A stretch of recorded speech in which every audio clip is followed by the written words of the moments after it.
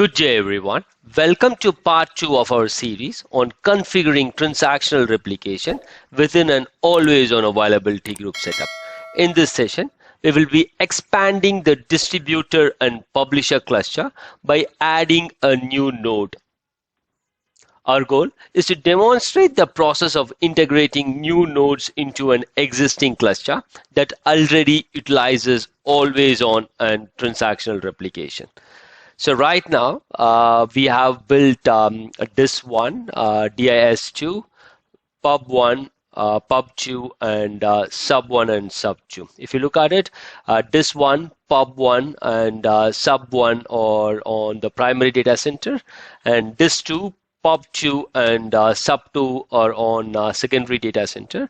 We are introducing a tertiary data center wherein it hosts dis3, dis3 and pub3. So what we are going to do in this video is we are going to add dis3 into the distributor cluster and pub3 to the publisher cluster. So that is what we are going to do. Let's dive in. Let's first go to the distributor server. So let's open the cluster administrator.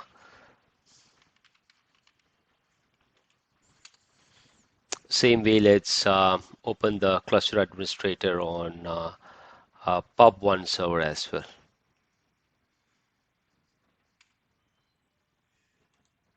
Once it is open, what we'll do is we will go to the cluster here.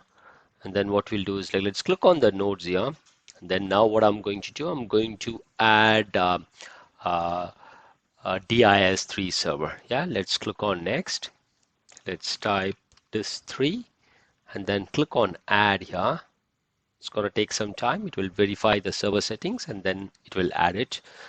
You will have to run a cluster validation report on dis3. I have already done that, but you will have to do that before adding that into the existing cluster. It is added now. Let's click on next.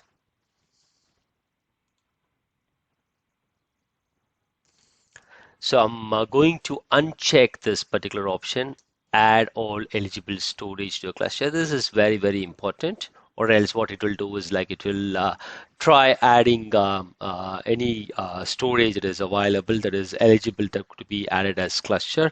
The problem is right now we are utilizing this server for always on availability group and transactional replication on top of it.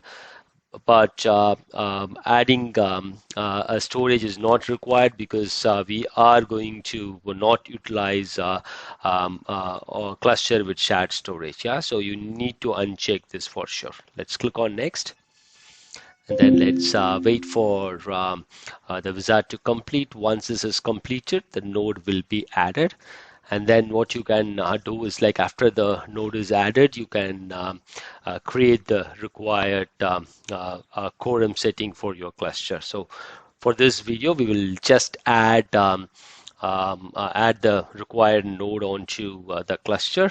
And then on the next video, we will look at the quorum settings. Let's wait for it to complete. Okay, so we are getting a message that you have successfully added one or more nodes to the cluster. So let's click on finish. So it is added now. So now what I'm going to do is I'm going to go to the publisher server and I'm going to do the same thing here as well. Go to the nodes and then right click here, click on add node. And then click on next, and then let's put pub3 and then click on add and then wait for the verification to complete and then we will add it. It is added now, so let's click on next and then uncheck this add all eligible storage to the cluster and then click on next and then wait for the validation to complete and then we will have this server added to the cluster.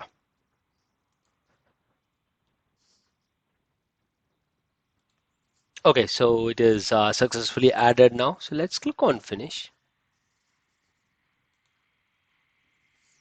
Okay, let's verify if the nodes are added properly. So if you see here on the distributor server, we have DIS3 added properly, yeah.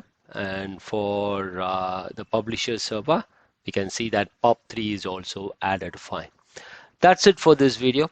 Thanks for watching. Have a great day. Jai Hind.